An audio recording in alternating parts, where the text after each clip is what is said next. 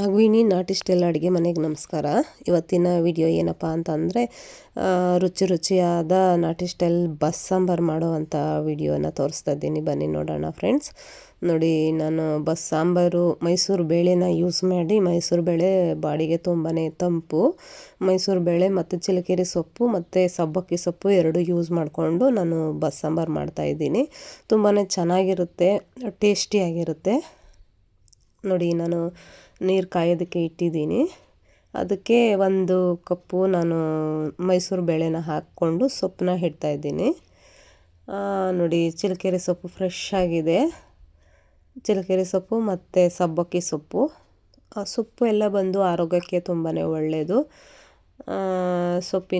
ಸೊಪ್ಪಿನಲ್ಲಿ vitamin C, A ಎಲ್ಲ ಇರುತ್ತೆ. ನೋಡಿ, ತುಂಬಾ ಫ್ರೆಶ್ ಆಗಿದೆ ಸೊಪ್ಪು. ನೋಡ್ತಾ ಇದ್ದರೆ ಹಾಗೆ ತಿನ್ನಬೇಕು ಅಂತ ಅನಿಸುತ್ತೆ. ಅದು ತುಂಬಾ ರುಚಿಯಾಗಿರುತ್ತೆ ಮೈಸೂರು ಬೇಳೆ ಹಾಕಿ ಸಾಂಬಾರು ಮಾಡೋದ್ರಿಂದ. ನಾನು ನೋಡಿ 1 ವಿಸಿಲ್ ಇಟ್ಕೊತಾ ಇದ್ದೀನಿ. 1 ವಿಸಿಲ್ ಇಟ್ಕೊಂಡ್ರೆ ಸಾಕು, ಜಾಸ್ತಿ ಏನು ಇಡೋದೇನು ಬೇಡ. ಅಷ್ಟೊತ್ತಿಗೆ ನಾವು ಮಸಾಲೆನ ರೆಡಿ ಮಾಡ್ಕೊಳ್ಳೋಣ. ನೋಡಿ, ನಾನು ಮೊದಲನೇದಾಗಿ 2 ಸ್ಪೂನು ಸಾಂಬಾರು ಪುಡಿನ ಹಾಕ್ಕೊತಾ ಇದ್ದೀನಿ.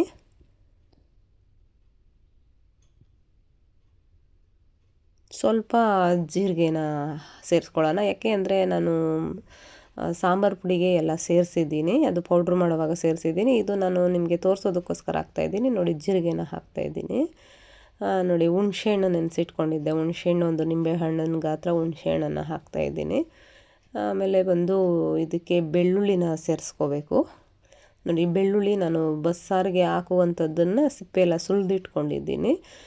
ಸಿಪ್ಪೆ ತೆಗೆದಿರ ಹಾಕಿದ್ರೆ ತುಂಬಾ ಟೇಸ್ಟಿಯಾಗಿರುತ್ತೆ. ನೋಡಿ, ಬೇಯಿಸಿಟ್ಕೊಂಡಿರೋಂಥ ಬೇಳೆ, ಮೈಸೂರು ಬೇಳೆನೂ ಸ್ವಲ್ಪ ಸೊಪ್ಪನ್ನು ಹಾಕ್ಕೊತಾ ಇದ್ದೀನಿ. ನೋಡಿ, ಇದು ಒಗ್ಗರಣೆಗೆ ಕೊತ್ತಂಬರಿ ಸೊಪ್ಪು, ಬೆಳ್ಳುಳ್ಳಿನ ಕುಟ್ಟಿಟ್ಕೊಂಡಿದ್ದೀನಿ. ನೋಡಿ, ಈರುಳ್ಳಿ ಕಟ್ ಮಾಡಿ ಇಟ್ಕೊಂಡಿದ್ದೀನಿ. ಮತ್ತು ನೋಡಿ, ಸೊಪ್ಪು ಬೇಯಿಸಿ ಒಂದು ಸೈಡ್ಗೆ ಇಟ್ಕೊಂಡಿದ್ದೀನಿ.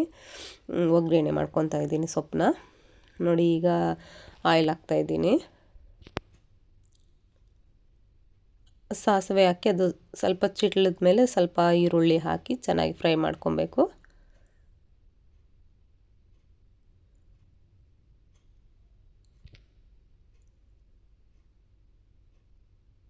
ಸ್ವಲ್ಪ ಹಸಿ ವಾಸನೆ ಹೋಗೋ ತನಕ ಫ್ರೈ ಮಾಡಿಕೊಂಡು ಈಗ ಬೆಳ್ಳುಳ್ಳಿನ ಸೇರಿಸ್ಕೊಳ್ಳೋಣ.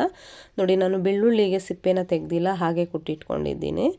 ಹಾಗೆ ಹಾಕೋದ್ರಿಂದ ಅದು ಟೇಸ್ಟು ತುಂಬಾ ಚೆನ್ನಾಗಿರುತ್ತೆ ಕುಟ್ಟಿ. ನೋಡಿ, ಸ್ವಲ್ಪ ನಾನು ಕರಿಬೇವನ್ನ, ಸ್ವಲ್ಪ ಅನ್ನೋದಕ್ಕಿಂತ ನಾನು ಜಾಸ್ತಿ ಕರಿಬೇವನ್ನ ಯೂಸ್ ಮಾಡ್ತೀನಿ. ಕರಿಬೇವು ಸೇರಿಸ್ಕೊತಾ ಇದ್ದೀನಿ. ಕರಿಬೇವು ಬಂದು ಕಣ್ಣಿಗೆಲ್ಲ ತುಂಬಾ ಒಳ್ಳೆಯದು ಫ್ರೆಂಡ್ಸ್.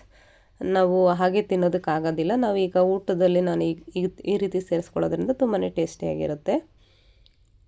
ನೋಡಿ, ನಾನು ಫ್ರೈ ಮಾಡ್ಕೊಂಡಿರೋದನ್ನು ತೆಗೆದು ರುಬ್ಕೊಳ್ಳೋದಕ್ಕೆ 1 ಸ್ಪೂನ್ ಹಾಕ್ಕೊತಾ ಇದ್ದೀನಿ.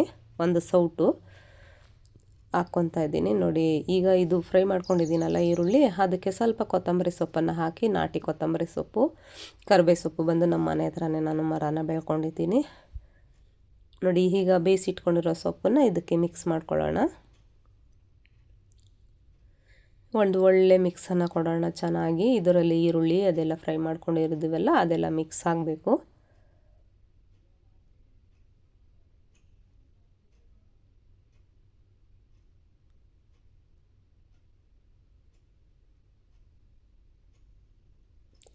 ತುಂಬಾ ಈಸಿ ರೆಸಿಪಿ ಸಾಂಬಾರು ಅಂತಲೇ ಹೇಳ್ಬೋದು. ತುಂಬ ಟೇಸ್ಟಿಯಾಗಿರುತ್ತೆ. ಮುದ್ದೆ ಜೊತೆಯಲ್ಲಿ ತುಂಬಾ ಚೆನ್ನಾಗಿರುತ್ತೆ. ಯಾರಾದರೂ ಹುಷಾರಿಲ್ಲ ಅಂತ ಅಂದರೆ ಬಾಯಿಗೆ ಇಟ್ಟಿದ್ರೂ ಕೂಡ ತುಂಬಾ ಟೇಸ್ಟಿಯಾಗಿರುತ್ತೆ. ನೋಡಿ, ನಾನು ಮಸಾಲೆ ರೆಡಿ ಮಾಡ್ಕೊಂಡಿದ್ದೆ. ಈ ಮಸಾಲೆ ನೋಡಿ ಕಾಯ್ತಾ ಇದೆ, ಕಾದಿದೆ, ಚೆನ್ನಾಗಿ ಕುದೀತಾ ಇದೆ. ಈಗ ಮಸಾಲೆ ಸ್ವಲ್ಪ ಕೊತ್ತಂಬರಿ ಸೊಪ್ಪನ್ನು ಉದುರಿಸ್ಕೊಳ್ಳೋಣ ಅದಕ್ಕೆ. ನೋಡಿ, ನಾನು ಒಗ್ಗರಣೆ ಮಾಡಿ ಇಟ್ಕೊಂಡಿದ್ದೆ, ಕರಿಬೇವು ಮತ್ತು ಸಾಸಿವೆ, ಸ್ವಲ್ಪ ಎಣ್ಣೆ ಹಾಕಿ ನೋಡಿ ಇದನ್ನು ಮಿಕ್ಸ್ ಮಾಡ್ಕೊತಾ ಇದ್ದೀನಿ.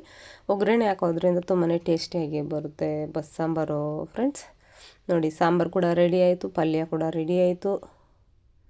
ಸಾಂಬಾರು ಸ್ವಲ್ಪ ಚೆನ್ನಾಗಿ ಕುದಿಸ್ಕೊಳ್ಳೋಣ. ನೋಡಿ, ಇದೇ ತೆಳ್ಳಗೆ ಬೇಕು ಅಂತಂದರೆ ಇದೇ ರೀತಿ ಸಾಕು. ಮತ್ತು ಇನ್ನೂ ಗಟ್ಟಿಯಾಗಿ ಬೇಕು ಅಂತಂದರೆ ಇನ್ನು ಸ್ವಲ್ಪ ಕುದಿಸ್ಕೋಬೇಕು ಫ್ರೆಂಡ್ಸ್.